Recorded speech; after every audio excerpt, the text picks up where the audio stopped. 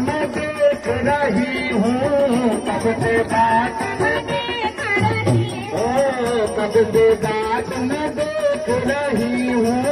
कब से बात में देख रही हूँ, तुम संग में लगा रही हूँ, तुम संग में अब तो आओ रघुबर प्यारे, अब तो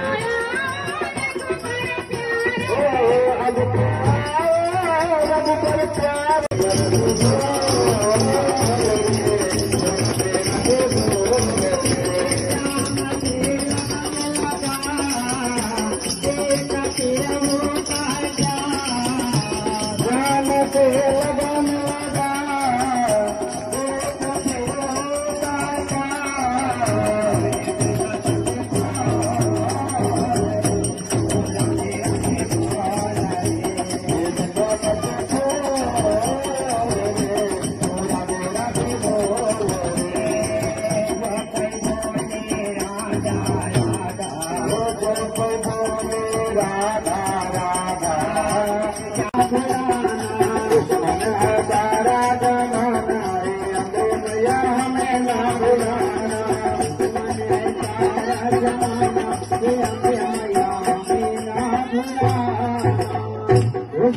माता तेरी सदा ही